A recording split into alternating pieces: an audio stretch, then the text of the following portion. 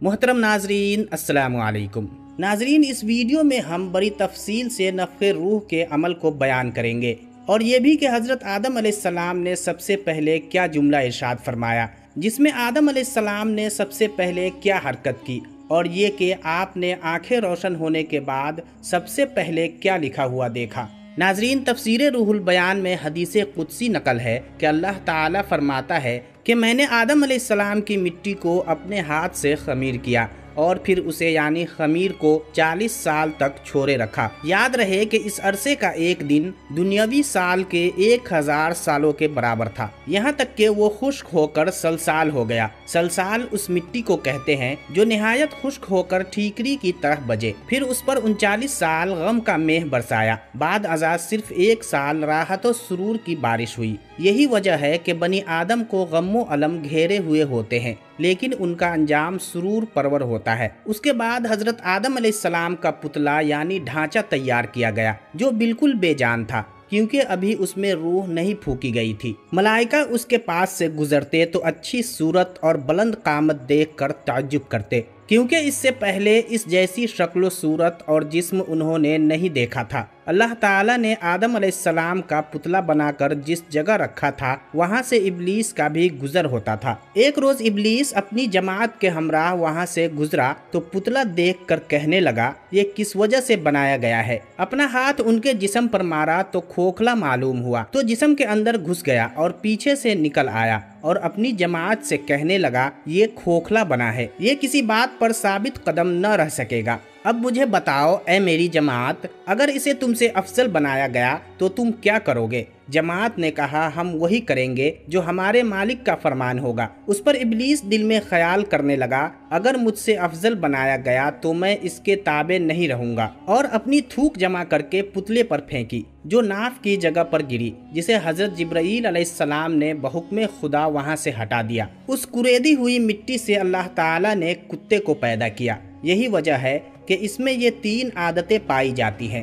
آدمی سے مانوس اس لیے ہے کہ آدم علیہ السلام کی مٹی سے اس کی پیدائش ہوئی۔ رات بھر اس لیے بیدار رہتا ہے کہ اس مٹی کو حضرت جبرائیل علیہ السلام نے چھوا، اور اس کا انسان وغیرہ کو کاٹنا اور دیگر شرارتیں کرنا شیطان کی تھوک کا اثر ہے۔ جب آدم علیہ السلام کی تکمیل مکمل ہو چکی تو اب اگلا مرحلہ نفخ روح یعنی روح پھونکنے کا تھا۔ رب تعالیٰ نے روح کو مخاطب کرتے ہوئے فرمایا، اس جسم میں جس کو میں نے اپنے دستے قدرت سے بنایا ہے داخل ہو جا۔ روح نے جب جسم کی تاریکی کو دیکھا تو عرض کی، یا الہی، یہ جگہ نہایت ہی تاریک اور گہری ہے، اور یوں جسم میں داخل ہونے سے معذرت کر لی۔ اللہ تعالیٰ نے دوبارہ پھر روح کو جسم میں داخل ہونے کا حکم فرمایا، مگر روح نے پھر معذرت کر لی۔ اسی طرح پھر تیسری بار بھی حکم فرمایا تو اس نے پھر معذرت کی۔ پھر چوتھی بار اطاعت کے انداز میں حکم دیا گیا تو روح مجبوراً جسم میں داخل ہوئی۔ تفسیر روح البیان میں ہے کہ اللہ تعالیٰ نے روح سے فرمایا، زبردستی جسم میں داخل ہو رہی ہو تو پھر نکلنے میں سخت دشواری ہوگی۔ یہی وجہ ہے کہ جب روح جسم سے نکلتی ہے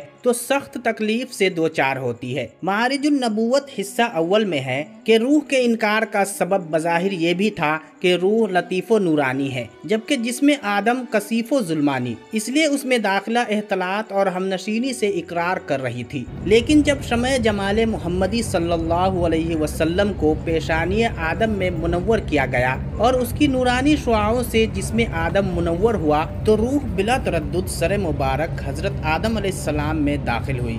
روح جسم میں داخل ہوئی تو اب روح کا جسم اقدس میں سفر شروع ہوا۔ سب سے پہلے سر اور پیشانی اور دونوں کانوں اور زبان میں پہنچی، پھر تمام جسم میں پھیلنے لگی، یہاں تک کہ قدموں تک پہنچی تو آگے کوئی راہ نہ تھی۔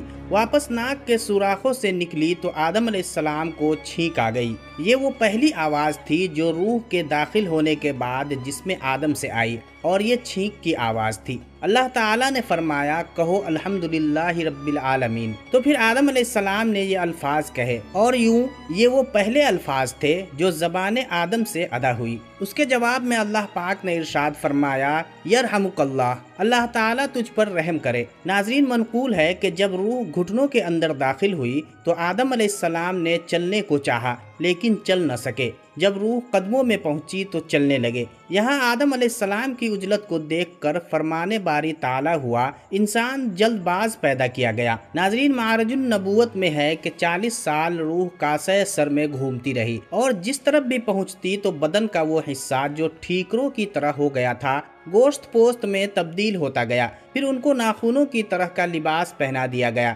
جس سے آدم علیہ السلام کے حسن میں روز بروز اضافہ ہوتا گیا۔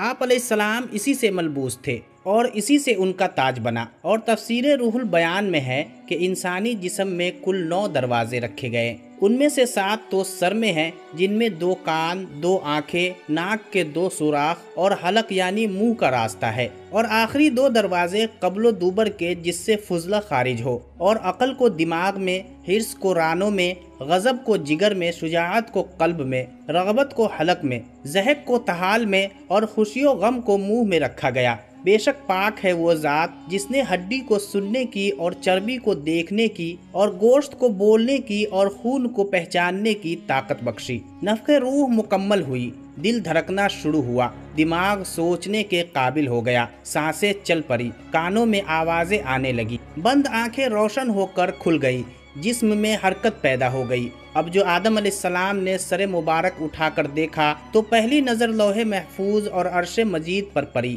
آپ نے دیکھا کہ لکھا ہوا ہے لا الہ الا اللہ محمد رسول اللہ۔ یہ دیکھنا تھا کہ حضرت آدم علیہ السلام پہلی بار تفکر میں پڑے اور عرض کیا یا الہی، یہ شخصیت کون ہے جس کا نام تیرے نام کے ساتھ لکھا ہوا ہے؟ رب کریم نے فرمایا وہ ذات گرامی میرے پیغمبروں میں سے ایک پیغمبر کی ہے جو تمہاری اولاد سے ہوں گے، اور ان کو یہ شرف و منزلت عطا فرمائی ہے کہ اگر تمہارے پائے استقلال میں کوئی لغزش آئی تو ان کی شفاعت کی وجہ سے اس سے درگزر فرماؤں گا۔ ناظرین گرامی، اس کے بعد اللہ تعالیٰ نے حضرت آدم علیہ السلام کو علوم سکھائے اور تمام زبانوں کا علم بھی عطا فرما دیا۔